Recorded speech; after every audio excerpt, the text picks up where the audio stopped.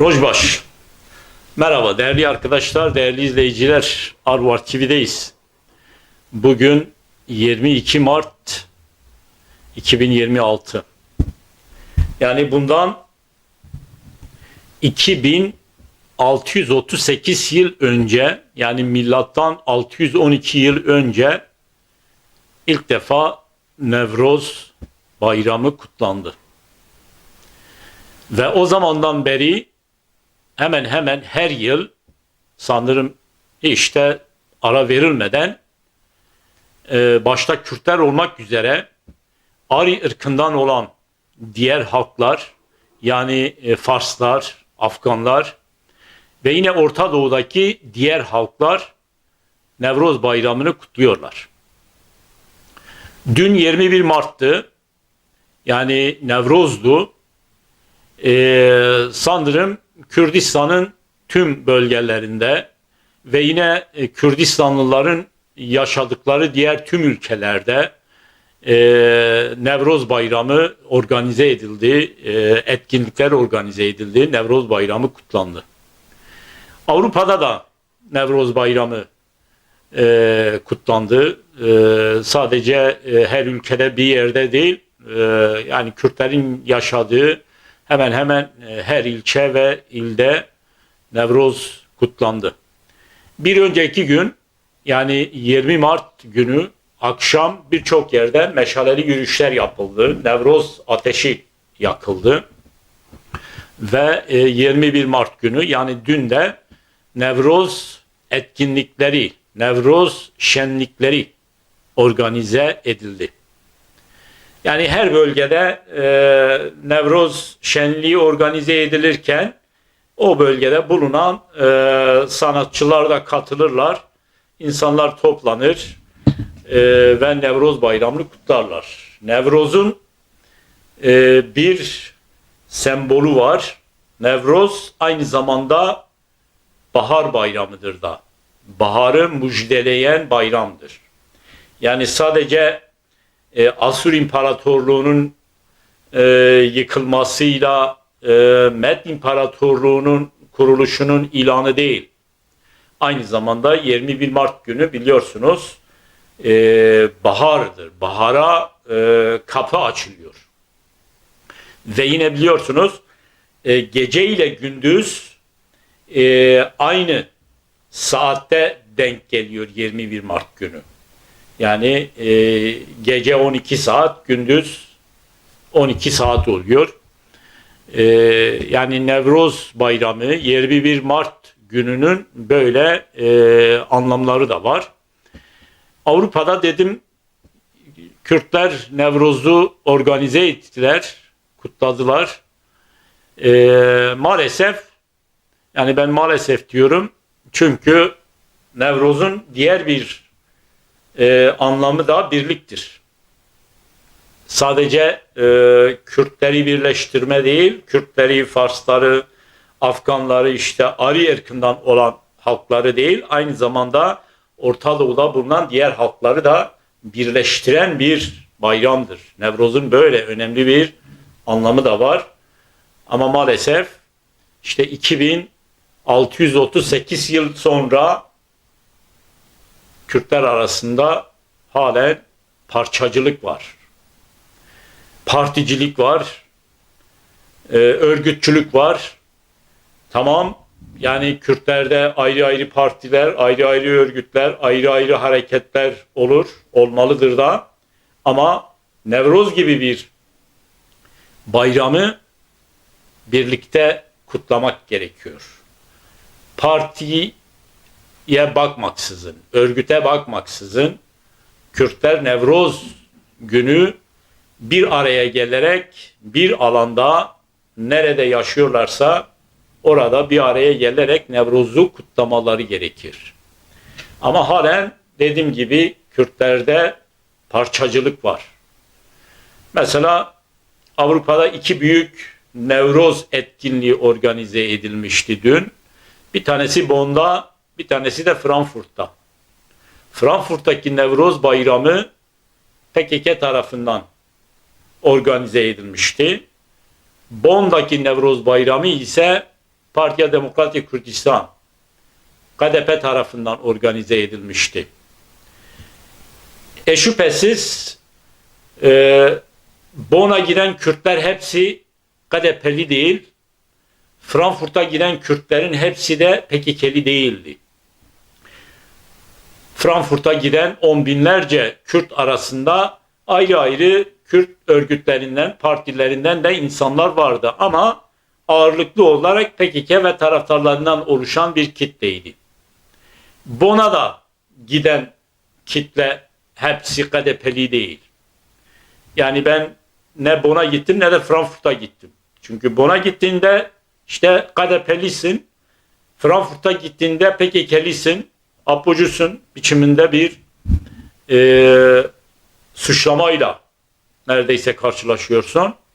Bunun için ben ne Bon'a gittim ne de Frankfurt'a gittim. Sanırım benim gibi ne Bon'a giden ne de Frankfurt'a giden birçok Kürt olmuştur. Ama yerelde ben de Nevroz etkinliğine katıldım. Sanırım herkes Nevroz günü bulunmuş olduğu alandaki Nevroz etkinliğine katılmıştır. Ama ne Bon'a ne de Frankfurt'a gitmeyen Kürtlerin sayısı da oldukça fazla olduğunu düşünüyorum. Sordum, yani Bon'a gidenlere de sordum, Frankfurt'a gidenlere de sordum. Aşağı yukarı Bon'a giden kitle ile Frankfurt'a giden kitle aynı. Yani sayısal olarak aynı. Yani 30-40 bin kişi Frankfurt'a gitmiş, 30-40 bin kişi de Bonn'daki Nevroz etkinliğine gitmiş. Bazıları diyor 60-70 bin kişi Bonn'daki Nevroz etkinliğine gitmiştir. Ben sanmıyorum. Frankfurt'ta da, Frankfurt için de öyle diyorlar. Bazıları diyorlar 50-60 bin kişi Frankfurt'taki Nevroz alanında bulunmuş. Ben onu da sanmıyorum. Doğru bir sayı değil. Aşağı yukarı 30-40 bin arasında değişen bir sayı Frankfurt'taki Nevroz etkinliğine katılmış. O kadar da Bonn'daki Nevroz etkinliğine katılmıştır. Değerli arkadaşlar, gönül isterdi ki Frankfurt'ta ya da Bonn'da sadece bir Nevroz etkinliği organize edilsin. Ya da Avrupa'nın herhangi başka bir kentinde. Tabii ki Kürtlerin yoğunlukta yaşadıkları ülke Almanya'dır. Almanya'nın daha merkezi bir kentinde tek bir Nevroz etkinliği organize edilebilirdi. Gitmek isteyen Kürtler merkezi Nevroz etkinliğine gitsin. KDP'lisi de gitsin, YNK'lisi de gitsin, Rojavalısı da gitsin, yani PYD'lisi de gitsin, PKK'lisi de gitsin, herkes gitsin. Ve hiçbir örgüt kendi özel bayraklarıyla, sembolüyle gitmesin. Yani bir parçacılık havası yaratılmasın diye.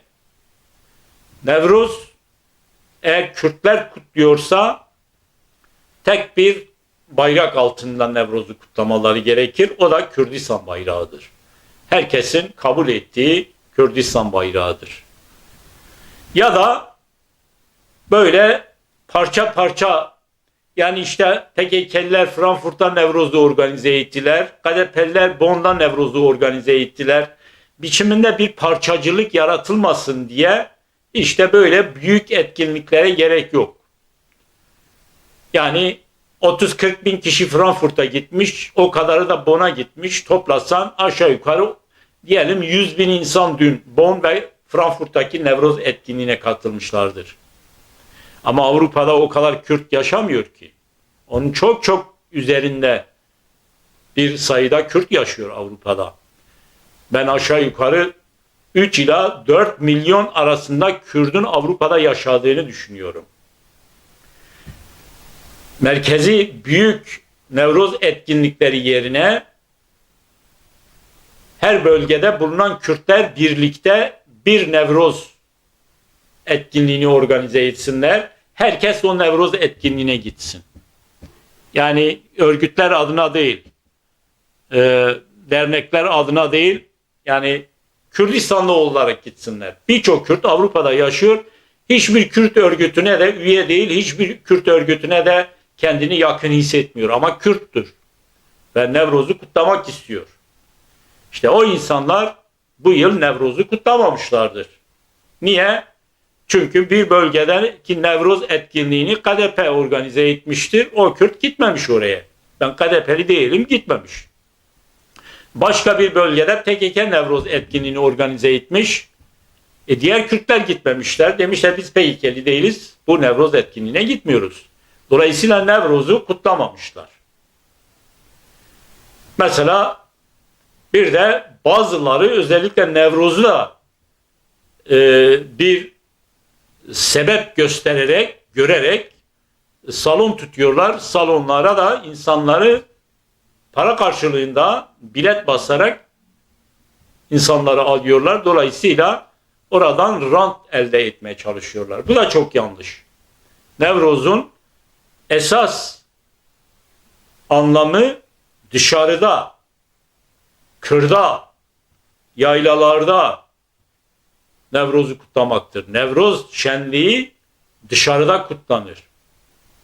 Belki Kürdistan'ın bazı yerlerinde havalar soğuktur. Kar var halen yerde. Ama dünyanın birçok yerinde, mesela Avrupa'da kar yok. Dün hava da güzeldi. Her yerde insanlar dışarı çıkar, dışarıdan Nevroz'u kutlayabilirlerdi. Ama bazıları özellikle dün ya da bugün pazar günüdür salon tutmuşlar, insanları para karşılığından Nevroz etkinliğine götürüyorlar. Oradan da rant elde etmeye çalışıyorlar. Bu da çok yanlış. Değerli arkadaşlar, yani Nevroz'un esas anlamı birliktir, beraberliktir. Sadece Kürtlerin birliği, beraberliği değil, Orta Doğu'daki tüm halkların birliği ve beraberliği. Dolayısıyla Kürtler eğer bir yerde Nevroz etkinliğini organize ediyorlarsa partisiz, örgütsüz Kürtler adına organize etmeleri gerekir ya da Nevroz etkinliğini organize etmeleri gerekiyor. Orada bulunan İranlılar da, Afganlar da, başka halklardan da insanlar katılsınlar. Umarım bu duyarlılık gelişecek. Mesela bu yıl birçok insandan bu konuda şikayetler duydum.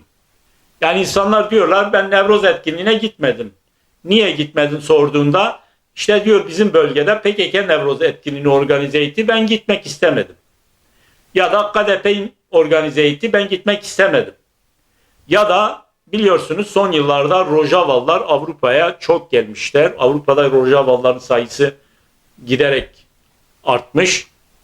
Rojavallar Nevroz etkinliğini organize ediyorlar. Onlar da kendi aralarında parçalı. Bir PYD taraftarları var, Nevroz etkinliğini organize ediyorlar. Bir de PYD dışındaki diğer Kürtler Nevroz etkinliğini organize ediyorlar ya da organize etmiyor, gitmiyor Nevroz etkinliğine. Yani bu yıl maalesef böyle bir sorun yaşandı.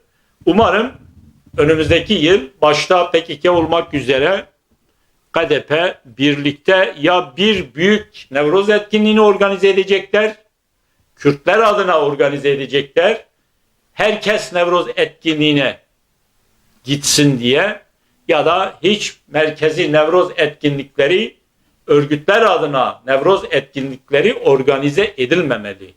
Kürtler adına Nevroz etkinlikleri organize edilebilmeli.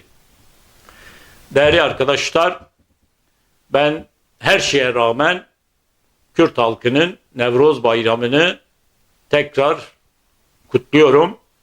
Umarım Nevroz öz anlamına uygun olarak birlik ve beraberlik bayramı olarak önümüzdeki yıllarda kutlanacaktır. Her Kürt hangi partiye, hangi örgüte yakın olursa olsun ya da hiçbir partiye, hiçbir örgüte yakın değilse gönül rahatlığıyla bulunmuş olduğu bölgedeki Nevroz etkinliğine katılır, Nevroz coşkusunu yaşar. Bir sonraki yayında buluşmak dileğiyle kalın sağlıcakla.